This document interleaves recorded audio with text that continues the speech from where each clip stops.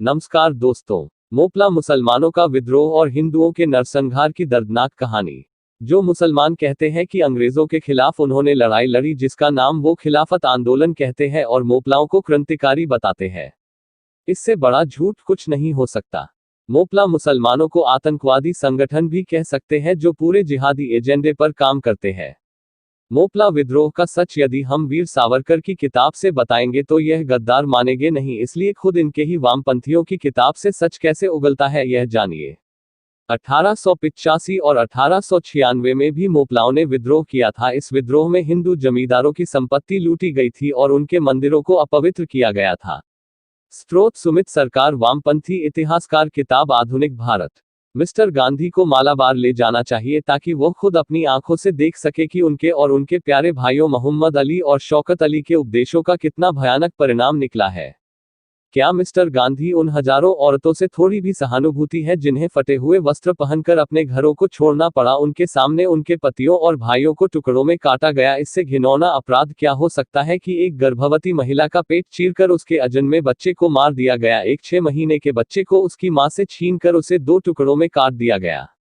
प्रतिष्ठित नायर घराने की महिला को उसके पति और भाइयों के सामने नग्न किया। जब उन्होंने यह देखकर शर्म से अपनी आंखें बंद कर ली तो तलवार की नोक पर उनकी आंखें खुलवाई गई और उनके सामने की उस महिला के साथ बलात्कार किया गया।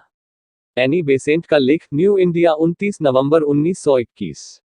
हमें मालाबार से सीख मिल चुकी है कि इस्लामिक शासन का क्या अर्थ होता है। भारत में खिलाफत राज्य का एक और नमूना नहीं दे सकते। मुसलमानों के लिए मालाबार से बाहर रहने वाले मुसलमानों ने भी सहानुभूति रखी। इनको बचाने के लिए बाकी के मुसलमानों ने और मिस्टर गांधी ने यही सफाई दी कि मोपला मुसलमानों ने वही किया जिसकी शिक्षा उनके धर्म ने उन्हें दी है। सभ्य समाज में ऐसे लोगों के लिए कोई जगह नहीं है जो यह मानते हैं कि उनका धर्म उन्हें उन लोगों की हत्या करने की इजाजत देता है जो उनके धर्म परिवर्तन करने से इनकार कर देता है। ऐसे मध्ययुगीन विचार रखने वालों को या तो शिक्षित करना चाहिए या उन्हें उन देशों में भेज दिया जाना चाहिए जहां इस तरह के विचारों को मान्यता मिली हुई है। स्रोत, the future of India politics by Annie Besant. Nilambur की रानी का पत्र।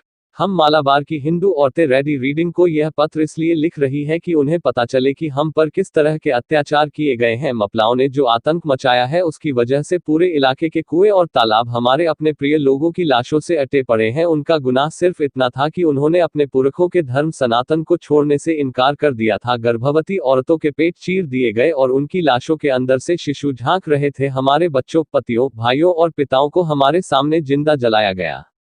हमने जंगलों में छुपकर अपनी जान बचाई। जब हमारे बच्चे रोने लगते थे उनका मुंह दबा देते थे ताकि कोई उनकी आवाज न सुन ले। हमारी बहनों का जबरन धर्म परिवर्तन कर उनकी मोपला कुलियों से शादी करवाई गई। स्रोत, नीलांबूर की रानी का पत्र, किताब मोपला रिबेलियन 1921। डॉक्टर अंबेडकर की लिखी किताब से जानिए मोपला विद्रोह का सच। मोपला विद्रोह का मकसद इस्लामिक राज्य की स्थापना करना था। जब मोपलाओं का इस इलाके में शासन हो गया तो उन्होंने अली मुस्लियार की ताजपोशी कर दी।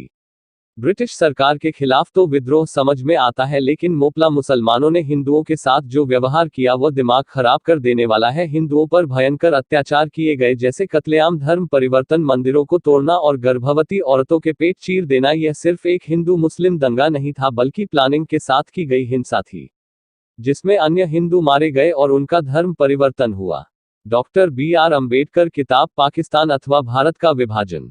अब आप समझ गए होंगे खिलाफत आंदोलन कोई देश की आजादी का आंदोलन नहीं था और उस वक्त मुसलमान देश के लिए नहीं बल्कि इस्लामिक शासन के लिए जिहाद की लड़ाई लड़ रहे थे। धन्यवाद।